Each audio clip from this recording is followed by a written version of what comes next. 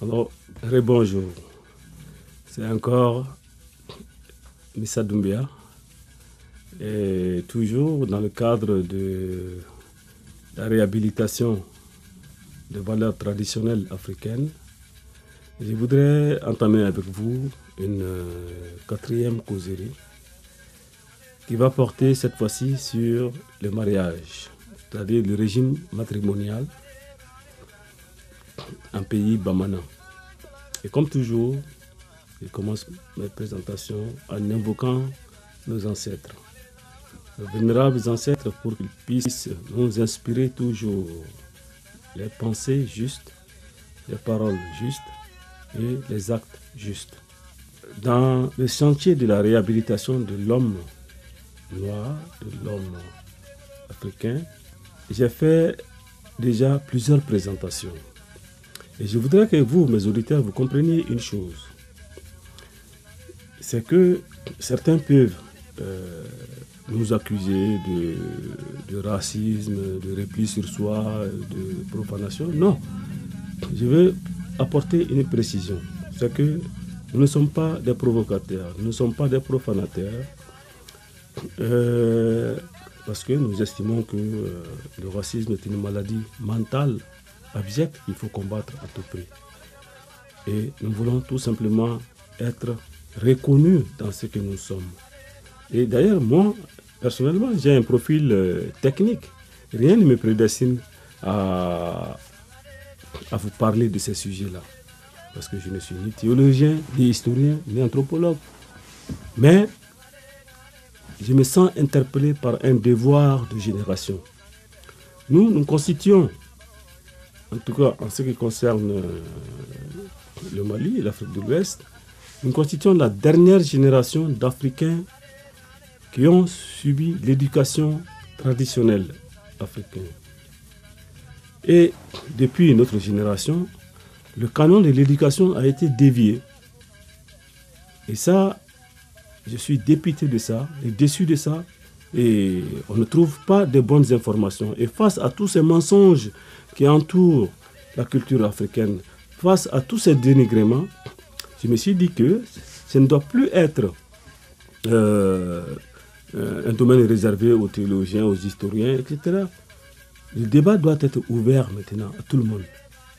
Et là, ma contribution était justement, en parallèle avec mes activités de technique, de technicien, je mène des recherches sur le domaine de la culture, de la spiritualité négro-africaine, et au sein de notre association qui s'appelle 3RNA Maya, le Rassemblement pour la réhabilitation de la religion négro-africaine. Et toujours dans ce cadre, nous sommes en train de réhabiliter les rituels traditionnels africains, parce que nous avons la conviction qu'aucun peuple ne peut se développer dans la culture d'un autre. Aucun peuple ne peut s'émanciper tout simplement en imitant les autres. Il faut être soi-même. Et le décollage de l'Afrique, que ce soit le décollage économique, politique, financier, tout ça, c'est secondaire par rapport à la réhabilitation de la spiritualité et de la culture négro-africaine. Parce que tant que l'homme africain n'est pas lui-même, tous les autres domaines sont secondaires. Et je l'ai dit, nos ancêtres négro-africains étaient des génies du social. C'est vrai qu'ils n'ont pas construit les avions, des machines de guerre, mais ils ont construit quelque chose qui est plus précieux que tout ça, c'est l'être humain. Nos ancêtres étaient des génies de la construction de l'être humain. Et nos rituels traditionnels le montrent. Nous allons parler aujourd'hui du mariage. Et vous allez comprendre à travers la présentation comment le mariage était quelque chose de sacré pour nos parents. Et quand on parle de mariage, bon, c'est vrai, ça peut avoir beaucoup d'interprétations, de confusion, parce qu'à l'échelle de l'Afrique, chaque peuple a ses cérémonies propres au mariage. Même au sein d'un seul un seul pays, par exemple, si nous prenons un pays comme le Mali, ben, les rituels qui entourent le mariage sont propres à chaque peuple. Bon, c'est vrai que dans les années 60, le premier gouvernement du Mali a essayé d'harmoniser le régime matrimonial pour en faire un code du mariage. Mais avant ça, au Mali seulement, les Bamana avaient leur cérémonie de mariage, les peuls, les sénofos, les bois, etc. Tout le monde avait son cérémonie de mariage. Et il y avait le mariage musulman qui était célébré par un imam. Il y avait le mariage chrétien qui était célébré par un prêtre ou un pasteur. Et il y avait même un système au sud du Mali, dans la région de Sikasso et San, il y avait même un régime d'enlèvement des femmes. Bon, c'est-à-dire que si un jeune homme convoitait une jeune fille, bon, ils se mettaient d'accord. Bon, par exemple, la jeune fille, en partant donner la nourriture à ses parents au champ, elle se fait coopter par son prétendant. Bon, elle dépose la nourriture au bord de la route et puis ils s'enfuient. Ils vont en Côte d'Ivoire ou en Guinée et ils restent là-bas jusqu'à avoir leur premier enfant. Et c'est en ce moment, après la venue du premier enfant, ils viennent régulariser leur mariage. Donc, il y a une multitude de rituels de cérémonies de mariage.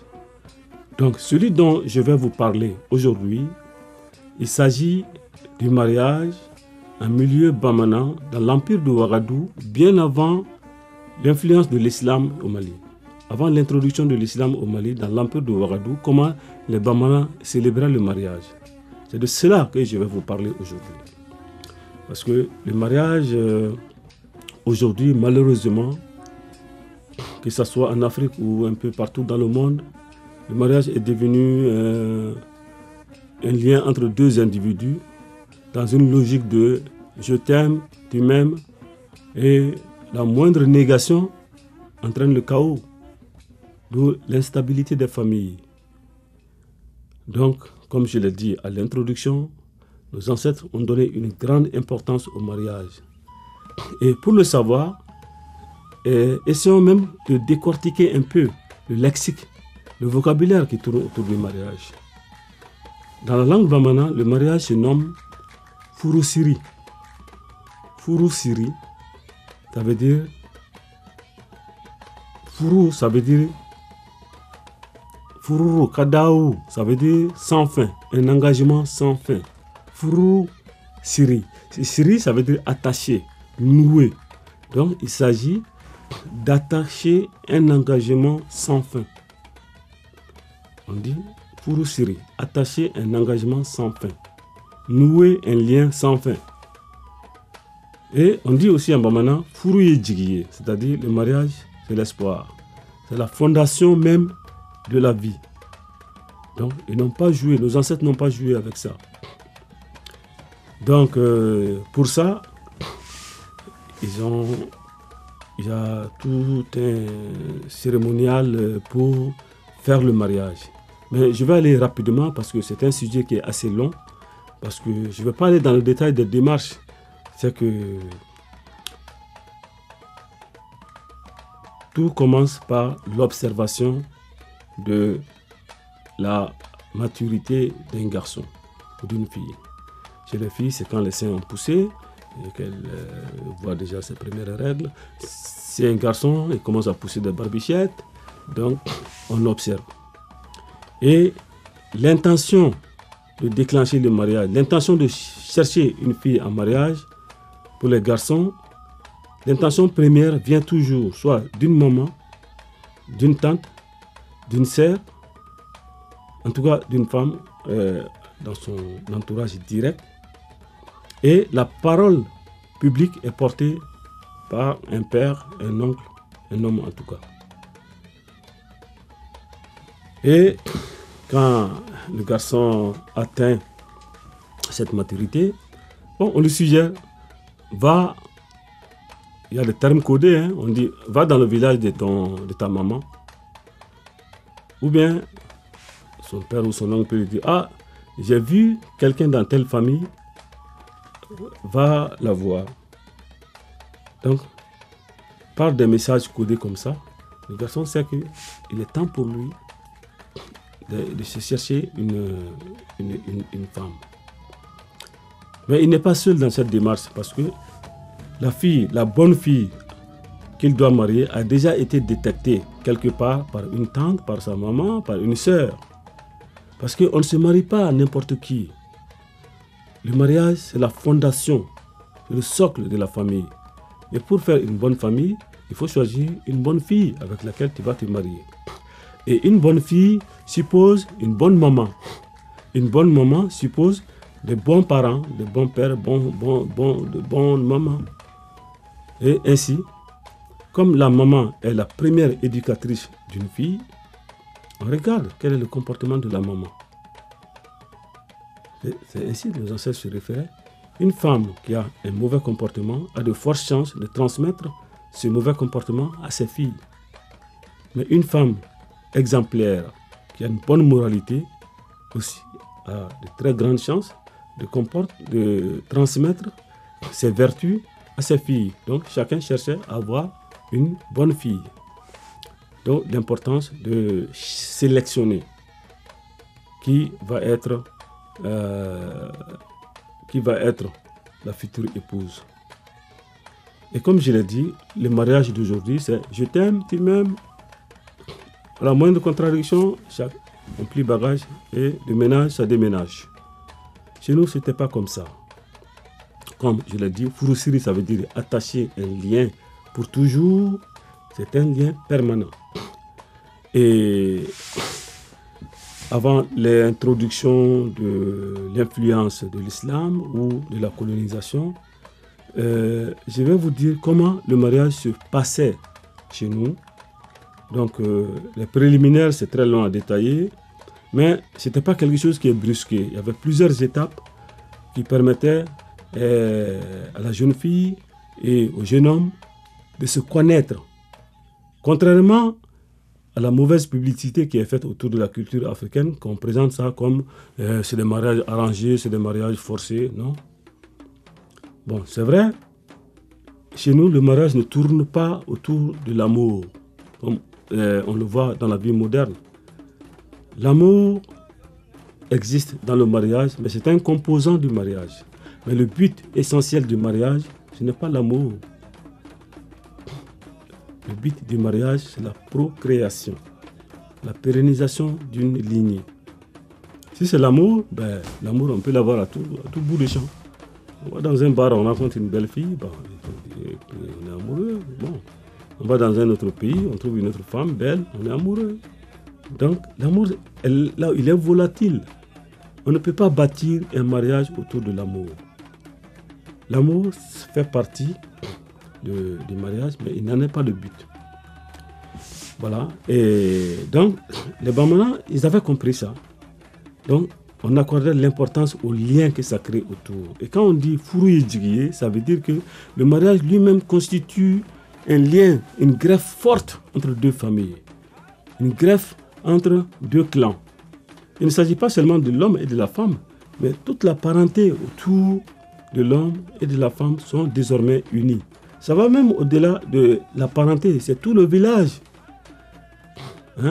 Tous les membres du village du mari sont les beaux-parents de la femme et tous les membres du village de la femme sont les beaux-parents du garçon. C'est ainsi que le mariage était vu chez nous, à tel point que dans notre vocabulaire, le mot divorce, comme on le dit en français, ça n'existait pas. Divorce, comme on le voit dans les tribunaux d'aujourd'hui, ça n'existait pas. Parce qu'on ne dit pas chez nous que le mariage, on a arrêté le mariage. On dit le mariage est mort. La mort du mariage. Donc, le mariage était vu comme une entité morale vivante. C'est une entité symbolique. Elle a une vie. Donc, elle peut mourir ou elle peut même tomber malade. C'est quoi un mariage malade? Un mariage malade, c'est quand il y a des événements dans la vie qui arrivent, qui provoquent une séparation forcée, une maladie, une stérilité de la part d'un des conjoints. Dans ce cas, on dit le mariage est malade. Et maintenant, comment le mariage, la célébration proprement dite est faite? Bon, actuellement, comme je l'ai dit, dans la République moderne, post-coloniale, on va à la mairie, on célèbre le mariage civil, ensuite on va dans une église ou dans une mosquée pour célébrer le mariage religieux. Mais avant, ce n'était pas comme ça. Avant, il y avait le vestibule du mariage. Le vestibule, c'est tout un protocole en Afrique de l'Ouest. Et je consacrerai dans les temps à venir une causerie spéciale dédiée au protocole du vestibule. Parce que ce n'est pas n'importe quoi. Un vestibule, c'est vraiment en Afrique quelque chose qui est très important. Ils caricaturent, ils disent, oh, les palabres sous le baobab, tout, mais il y a le vestibule. Donc, le vestibule, il y en a plusieurs. Le vestibule de mariage, le vestibule du chef de famille, le vestibule du chef de canton. Il y a plusieurs vestibules. Et chaque vestibule a ses protocoles. Donc, le mariage était célébré. La célébration proprement dite était faite dans le vestibule. Et comment c'était fait? Comment on célébrait? Il y avait toujours un maître de rituel qu'on appelle Fourou Belema. Lui, c'est vraiment un grand initié qui est maître du rituel et qui connaît les formules consacrées pour la divinité du mariage. Parce que le mariage aussi a une divinité. On ne peut pas unir deux êtres humains sans confier ça à une divinité. Donc, nos ancêtres avaient conçu plusieurs divinités et chaque divinité avait une fonction spécifique. Donc, la fonction spécifique de la divinité du mariage était donc d'autoriser l'union entre deux individus, ensuite protéger leur union et faire en sorte que l'union soit fertile, qu'il y ait une descendance. Donc, le chef du rituel mariage, il verrait ça dans le vestibule, il s'installe quelque part, il s'isole, et puis parce que cette divinité-là, je ne vais pas citer son nom dans cette vidéo, accepter cela, mais comme la divinité elle ne devrait pas être vue par tout le monde, tout comme le Créateur est caché, cette divinité aussi demeure cachée. Mais le maître du rituel l'amène au vestibule, il fait entourer ça par des pailles et avant le début des cérémonies. Et qui participe à la cérémonie proprement dite de célébration du mariage? Il y a naturellement les deux concernés, l'époux et l'épouse. Il y a deux parrains, le parrain de la femme et le parrain de la femme. Et il y a deux témoins, le témoin de l'homme et le témoin de la femme. Donc, on habille correctement en tenue traditionnelle la femme et l'homme. Donc, la femme entre d'abord en premier dans le vestibule, suivi de l'homme, suivi des autres. Bon, le maître du rituel, naturellement, il a déjà fait les cérémonies rituelles préliminaires avant la célébration proprement dite. Et quand tout le monde rentre dans le vestibule, en ce moment, la cérémonie proprement dite commence. Donc, le parrain de la femme qui a déjà apporté 11 noix de cola, donc on lui retourne une noix de cola et il y a 10 noix de cola qui restent pour le reste de l'assistance. Donc, la noix de cola qui est retournée au parrain de la femme, il est obligé d'apporter ça chez lui et de faire manger ça parce que ça prouve, si vous êtes sincère avec nous, vous mangez cette noix de cola pour prouver que vous êtes sincère en nous donnant votre fille. Donc, si vous n'êtes pas sincère, vous mangez cette noix, alors quelque chose va se produire de mauvais pour vous. Alors, comment le mariage se célèbre, est célébré?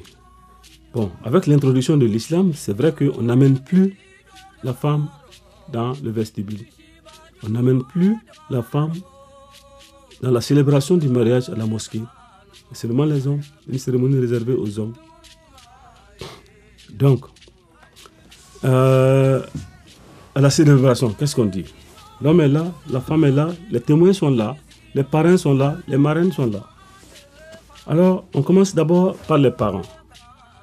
Le maître du rituel, il demande aux parents, est-ce que c'est bien votre fille? Oui. Est-ce que vous autorisez son mariage avec ce monsieur? Oui. Est-ce que le mariage est autorisé entre eux? Oui. Et là, ce dernier point est important parce que dans la culture bamana, on ne doit pas se marier à n'importe qui. Le mariage mixte, chez nous comme dans toutes les races, c'est quelque chose qui est un peu rejeté. Il faut être d'une hypocrisie absurde pour nier cette réalité. Le mariage était autorisé entre certaines personnes et on les appelait fourignerons. Fourigneron en bamanan, ça veut dire la personne avec laquelle tu es autorisé à te marier. On ne peut pas se marier à n'importe qui. Donc, les parents confirment que oui, c'est bien leurs enfants, ils sont consentants pour le mariage et le mariage est légalisé, est autorisé entre eux. Ensuite, le maître du rituel s'adresse aux témoins. Il demande aux témoins, est-ce que vous êtes le témoin de tel ou tel? Oui, nous sommes le témoin pour la fille, pour le garçon. Est-ce que la dot a été payée? Le témoin doit confirmer, oui, la dot est payée. Est-ce que le mariage est autorisé entre eux? Les témoins aussi doivent confirmer que oui, c'est autorisé. Parlant de la dot, aussi là, ceux qui sont là permanemment à dénigrer la culture africaine, ils ont présenté la dot comme c'était de l'argent pour acheter une femme. On ne peut pas acheter un être humain. Mais voyons, arrêtez. La dot, c'est tout simplement une compensation symbolique pour la perte d'un membre de la famille qui va désormais pour assurer la progéniture d'une autre famille. Et ça, c'est juste quelque chose de symbolique. Alors, chez nous, je vais un peu développer ce point concernant la dot un peu plus tard. Et nous allons continuer avec la célébration, le rituel même. Les consentements ont été donnés, les témoins ont affirmé que tout est OK. Maintenant, on commence à donner les conseils à l'homme et à la femme. Et là, c'est tout un cérémonial aussi. C'est très long. Mais l'homme et la femme étant présents, on dit à chacun quel est le devoir, quels sont les devoirs et quels sont les droits et les responsabilités de chacun, de chacune dans un couple. Et le plus important, on vous dit qu'il ne faut pas divorcer et on vous dit quelles sont les conséquences du divorce chez un être humain. Avant de célébrer le mariage, le maître du rituel, il s'assure que vous avez bien compris et il cite 3 raisons qui peuvent autoriser la mort du mariage. J'aime pas utiliser le mot divorce parce que ça ne correspond pas à ça. Pourquoi? Comment on peut autoriser qu'un mariage meure? Quelles sont les raisons? Quelles sont les causes valables pour faire mourir un mariage? Bon, il y en a 3. La première raison pour laquelle un mariage est autorisé à mourir, c'est quand l'homme, c'est-à-dire le mari, il devient fou. Donc, personne n'est tenu de vivre avec un fou furieux. Donc, si la femme dit, bon, moi, je ne suis pas capable de vivre avec un fou, elle est libre. Dans ce cas, on va prononcer la mort du mariage. Deuxième cause, si l'homme insulte vulgairement le père ou la mère de la femme, ça c'est une cause valable de la mort du mariage. Il ne s'agit pas des insultes en parabole, mais c'est-à-dire insulter vulgairement et de façon directe le père ou la mère de ta femme était considéré comme une raison valable pour le divorce si la femme ne l'accepte pas. Tout dépend de l'acceptation de la femme ou pas. Bon, donc ils appellent ça Bisani Nenjan. Ça, c'est la deuxième cause valable. La troisième raison valable pour un divorce ou bien pour la mort d'un mariage, c'est quand l'homme est atteint d'impuissance sexuelle. Si au cours du mariage, on ne sait pas, l'homme peut avoir une impuissance sexuelle. Et que dans la famille directe de l'homme, il n'y a pas un substitut. Parce que nos ancêtres ont trouvé aussi une solution à ça. Si un homme tombe dans une incapacité sexuelle, s'il devient impuissant, donc il y avait un arrangement qui était cherché.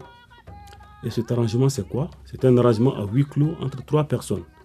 Donc, on appelle son petit frère, donc l'homme, son petit frère et sa femme.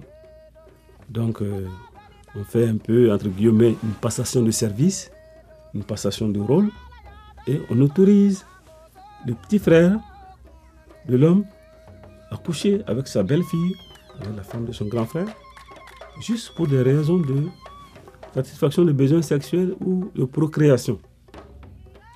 Et si des enfants naissaient dans ces unions-là, ces enfants appartenaient automatiquement au grand frère défaillant. C'est logique. Donc, c'était la solution sociale que nos ancêtres ont trouvée à un problème social. Bon, nos détracteurs ils vont encore dire « Oh, bon, c'est la sauvagerie », mais non. C'était une réponse sociale à un problème social. Comme je l'ai dit, le but essentiel du mariage, ce n'était pas l'amour. Bon, donc, par cette solution, seules 3 personnes sont au courant. L'homme, sa femme et le petit frère. Et exceptionnellement, dans des cas très rares, une 4e personne pouvait être autorisée à être au courant de cette entente-là. Ça peut être le père de l'homme ou bien le père de la femme. À part ces 3 ou 4 personnes, plus personne n'est au courant. Même ton ami le plus intime, il n'est pas au courant de cette entente-là. C'est vraiment quelque chose de très secret. Je dois le dire, bon, parce que je suis dans une dynamique de faire connaître la culture africaine, la vision de nos ancêtres. Et c'est notre devoir de le dire. Bon, voilà la 3e raison pour laquelle on autorisait... si la femme dit, bon, moi je ne veux pas son petit frère, j'ai été marié pour lui, mais pas pour son petit frère. Là, c'est son droit, elle peut réclamer la mort du mariage. Et pour l'une de ces 3 raisons, si la femme dit, moi je ne supporte pas les méfaits, alors on autorisait la mort du mariage. Et comment le mariage mourait? On partait en dehors du village, s'asseoir sous un arbre, et on dénoue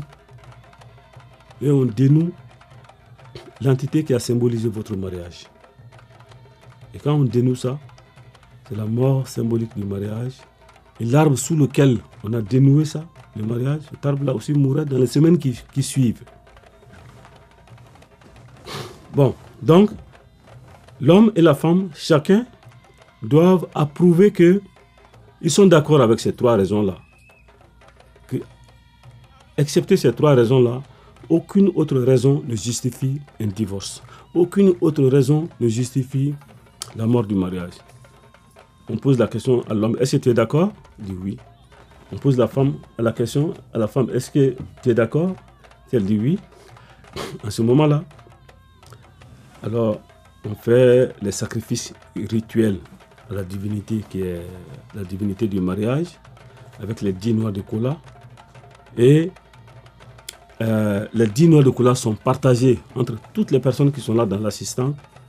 Et vous, en mangeant cette cola, vous vous engagez à ne jamais mettre votre bouche dans une histoire de divorce de ce couple-là. Si quelqu'un qui a mangé la cola, qui a servi à nouer le mariage, parle de divorce, eh bien, un malheur tombe sur toi. Tu peux mourir, un de tes enfants peut mourir, un malheur va s'abattre sur toi. Donc, tu vois, il y a un engagement qui est là, qui fait que toi, ayant participé à nouer le mariage, tu ne dois jamais participer à dénouer à faire mourir ce mariage. Même si au fond de toi, la femme a trop déconné ou bien l'homme a trop déconné, tu veux qu'il divorce. Même si c'est ton intention réelle, mais tu joues à l'indifférent. Tu ne prononces jamais de ta bouche, ah, il faut laisser cette femme-là, ou bien, ah, il faut te séparer de cet homme-là. Jamais. Donc, ayant accepté ça, on passe à l'étape suivante. Ça, c'est une étape un peu rituelle qui se fait un peu... On sort du huis clos. Donc, il y a l'assistance, les autres qui sont là pour célébrer le mariage. On va sur une place un peu publique, devant le vestibule. Et là, des rituels commencent. Bon, là, il y a, pour l'homme, il y a une calebasse dans laquelle il y a une houe. La houe, c'est l'instrument de culture, mais la daba. Une aiguille avec fil, des étoffes et une paire de chaussures dans une calebasse. Et comment ça se passe? Donc, maintenant, le rituel va commencer. La femme se lève, elle prend l'homme par la main gauche, elle le tire lentement, et l'homme se lève. Et dès que l'homme se lève, elle saisit la calebasse avec la daba et la machette, et elle donne ça à l'homme. Et l'homme tourne le dos, la femme enlève son foulard, et elle l'attache autour de la ceinture de l'homme. Et quelle est la signification de ça? La signification de ça, ça veut dire que, voilà, tu es désormais mon mari. C'est toi que j'ai choisi. La daba symbolise l'outil de travail. Bon, dans un pays occidental, on peut utiliser un stylo, ou bien, je ne sais pas, la souris d'un ordinateur. En tout cas, l'outil de travail avec lequel l'homme travaille pour assurer sa subsistance. Bon, chez nous, c'était la daba, parce qu'on était tous des agriculteurs. Donc, l'outil de travail était dans la calebasse. Et ensuite, il y avait une machette. La machette symbolise quoi? La machette symbolise... La femme est en train de te dire comme ça, ta nouvelle femme. Voilà, la vie est un combat. Voilà ton arme de combat. Tu dois t'en servir pour me protéger, pour protéger notre couple. Et oui, l'homme, dans les recommandations qui vont suivre, on va dire à l'homme, tu dois protéger ta femme. Tu dois assurer ta sécurité. La sécurité de ta famille. Et pour ça, on explique à l'homme, pourquoi on t'a donné la machette? Tu dois défendre ta femme. Et en faisant quoi? Quand vous êtes dans la chambre nuptiale, la femme se couche toujours derrière et l'homme devant, là, par rapport à la porte d'entrée. Pourquoi? Parce que quand il y a un danger, c'est l'homme d'abord qui doit affronter le danger avant la femme. En partant au champ, le champ c'est le lieu de travail. Bon, l'homme se met devant et la femme derrière. Et ils marchent l'un après l'autre pour aller au champ. Pourquoi? Parce que l'homme doit toujours affronter le danger avant la femme. Donc l'homme se met devant en partant et ils vont comme ça. Parce que quand il y a un danger, le danger vient de la brousse. Donc quand il y a un danger qui vient de la brousse, l'homme doit affronter ça d'abord avant la femme. Il protège sa femme. C'est pour ça que l'homme se met devant en allant au champ. Et au retour du champ, c'est l'inverse. La femme se met devant et l'homme derrière. Pourquoi? Parce que comme toujours, le danger vient de la brousse. S'il y a un danger, il va attraper d'abord l'homme avant la femme. Donc c'est des recommandations comme ça et des explications qu'on donne à la symbolique que la femme vient d'offrir à l'homme. Et l'inverse se fait aussi. Donc quand on finit ça, bon, il s'assoit. Bon, maintenant l'homme, c'est à l'homme maintenant de lever la femme avec la main droite, doucement. Et après, il prend un panier, une calebasse dans laquelle il y a l'aiguille avec fil, l'étoffe et une paire de chaussures. Donc, et puis, on explique à la femme la signification de chacun de ces éléments. Pourquoi l'aiguille? L'aiguille, ça sert à coudre. La femme doit symboliquement coudre les deux étoffes. Coudre, ça veut dire unir. Donc, ça veut dire que, voilà, tu es ma femme, tu dois désormais coudre les liens de parenté entre moi et tous mes parents. Même ceux avec lesquels je ne m'entends pas bien, ton rôle c'est de créer une bonne ambiance, une bonne harmonie pour que tout le monde puisse s'entendre. Donc la femme sert à coudre les relations sociales. Donc désormais, tous mes parents sont tes parents, tous tes parents sont mes parents. Et ça va au-delà de ça. tous les habitants de mon village sont tes beaux-parents. Et inversement. Et après, le fil, il y a la paire de chaussures. C'est aussi, tout est symbolique. Hein. La paire de chaussures symbolise quoi?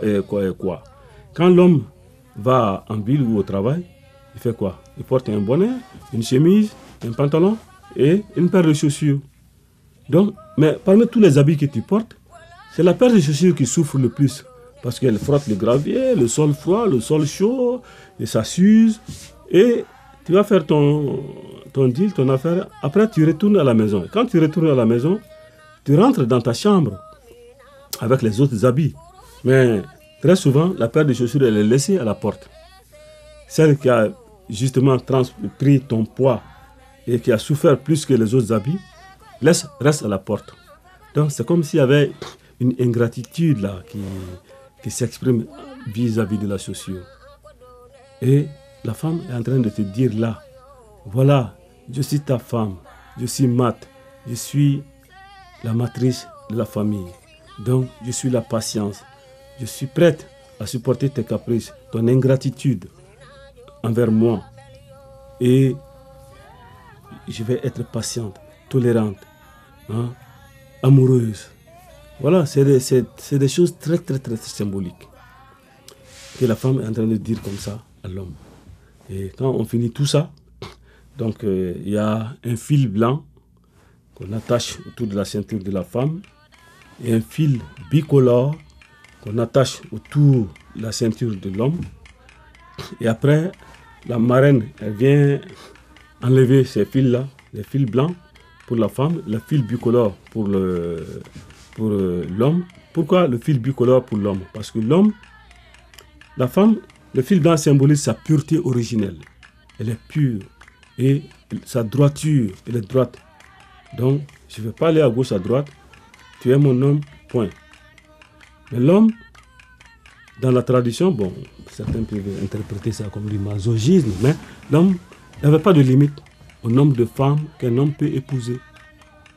Ta limite est fixée par le bon sens et ta capacité physique à satisfaire ces femmes-là sur le plan sexuel et sur le plan matériel. Parce que si on dit que tous les hommes s'arrêtent à une femme, les hommes n'ont pas la même capacité. Il y a des hommes qui sont capables de coucher dans une nuit avec 3 à 4 femmes différentes. Et d'autres peuvent faire une semaine sans jamais coucher avec une femme. Donc ce serait contre nature de fixer une limite. Mais l'islam est venu et a imposé une limite de 4 femmes à nos mariages. Voilà comment c'est la limite, le sens du fil bicolore pour l'homme et le fil monocolore pour la femme. Bon, ces fils-là sont enlevés, on les met ensemble dans une pochette par une femme exemplaire, une femme qui n'a jamais trahi son mari, une femme qui n'a jamais divorcé et une femme qui a des enfants. Elle met tout ça dans une pochette. La pochette est donnée au maître du rituel. Il récite des formules sacrées sur la divinité du mariage. Ensuite, il remet à la femme, à la marraine. Elle attache ça fortement et on donne ça à l'homme. Voilà le symbole de ton mariage. C'est pour ça qu'on appelle Furusiri. On attache, hein, réellement. Il y a quelque chose qu'on attache. On noue. Et l'homme doit garder ça dans sa chambre, quelque part, à un endroit top secret, à l'abri de la vue de tout le monde. Et c'est ça qui symbolise son mariage. Et il garde ça jusqu'à la mort. À la mort, soit la mort de l'homme, soit la mort de la femme, ou la mort du mariage lui-même. Ainsi, le mariage était célébré.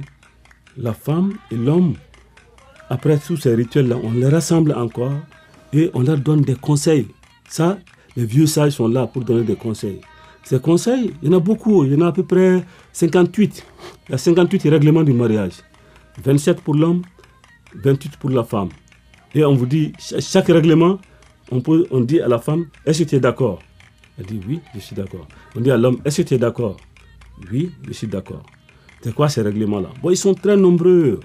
Bon, je vais juste citer quelques-uns. Hein. Bon, ça, c'est... Si vous voulez avoir les détails, on va mettre tout ça dans le livre qui s'appelle « Reconnexion à l'authentique culture négro-africaine ».